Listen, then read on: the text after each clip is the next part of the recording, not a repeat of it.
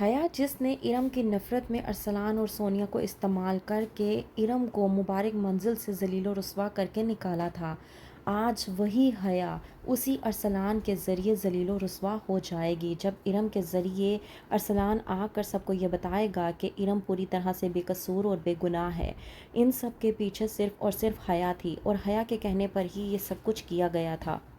ڈرامے کی next episode میں آپ لوگ دیکھیں گے کہ حیا جو ارم کو آتی ہے دھمکی دینے کے لیے اور کہتی ہے کہ تمہیں اس حالت میں دیکھ کر مجھے بہت زیادہ افسوس ہو رہا ہے کیونکہ تمہارے پاس صرف ایک ہفتہ باقی ہے اور مجھے پوری امید ہے کہ تم اس ایک ہفتے میں بھی کچھ نہیں کر پاؤ گی، اپنی بے گناہی کا کوئی بھی ثبوت تم امی جان کے سامنے نہیں لا پاؤ گی، میں بہت اچھے طریقے سے جانتی ہوں۔ کہتی ہے ارم آپ کو میری فکر کرنے کی ضرورت نہیں ہے، میں کیا کروں گی اور کیا نہیں یہ میرا مسئلہ ہے، اور ویسے بھی آپ دھوپ میں بارش کی دعا کرتی ہوئی نظر آ رہی ہیں۔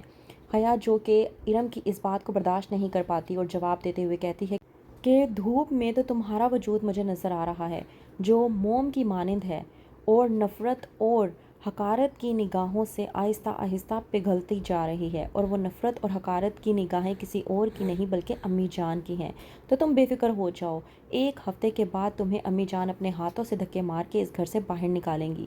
ارم خاموشی اختیار کرتی ہے تاکہ وہ پہلے ثبوت اکٹھے کر سکے۔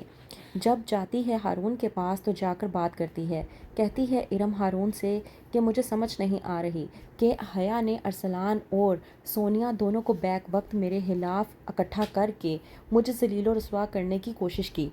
ہارون ارم کی اس بات پر جواب دیتے ہوئے کہتا ہے کہ مجھے تو یہ سمجھ نہیں آ رہی کہ سونیا آخرکار حیا کے ہاتھوں ٹریپ کیسے ہو گئی۔ اس بات پر جب ارم ہارون سے کہتی ہے کہ مجھے لگتا ہے کہ ارسلان کا کوئی ویک پوائنٹ حیا کے پاس ہے جس کی وجہ سے وہ دونوں بلیک میل ہو رہے ہیں، تو وہیں پر ہارون کہتا ہے کہ تو ہمیں پھر تو ارسلان سے جا کر بات کرنی چاہیے، اسی کے ذریعے ہمیں معلوم ہو سکتا ہے کہ آخرکار بات کیا ہے۔ ارم جو کہ سونیا سے بات کرتی ہے اور سونیا ارسلان سے کہتی ہے کہ وہ ارم اور ہارون سے جا کر ملاقات کرے۔ ارم کے کہنے کے مطابق جب سونیا کہتی ہے ارسلان سے تو ارسلان آتا ہے ارم اور ہارون سے ملاقات کے لیے۔ ارم کہتی ہے ارسلان سے کہ تمہیں دیکھ کے تو لگتا ہے کہ تم سونیا سے محبت کرتے ہو اور اس سے شادی کا خیال بھی رکھتے ہو۔ اس بات پر ارسلان جب جواب دیتا ہے ارم کو کہ ہاں ایسا ہی ہے، لیکن میں اب اس بات سے ڈرتا ہوں کیونکہ بات اب سونیا کی عزت اور وقار پر آ چکی ہے، اگر اب ایسا ہوا تو مجھے لگتا ہے کہ ہم دونوں کی شادی بھی نہیں ہو پائے گی۔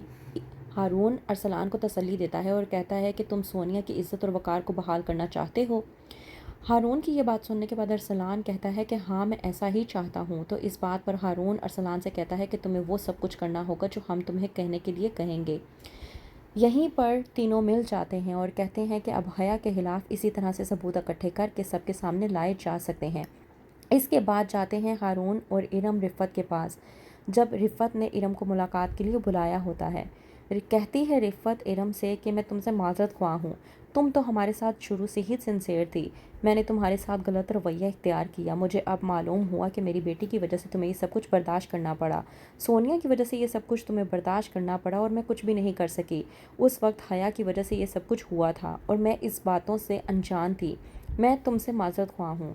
رفت کی بات سننے کے بعد کہتی ہے ارم رفت سے کہ بھابھی آپ کو معافی مانگنے کی ضرورت نہیں ہے اور ان سب میں سونیا کا بھی کوئی قصور نہیں ہے، یہ سب کچھ حیا کا کیا دھرا ہے۔ حیا کی باتوں میں آ چکی تھی سونیا، وہ تو بیچاری معصوم تھی، لیکن اب جو کچھ بھی ہے ہمیں حیا کا پردہ فاش کرنا ہوگا تاکہ وہ مزید رشتوں کو بکھیر نہ سکے اور کسی اور کے خلاف سازش کر کے اسے اس گھر سے نکلوا نہ سکے۔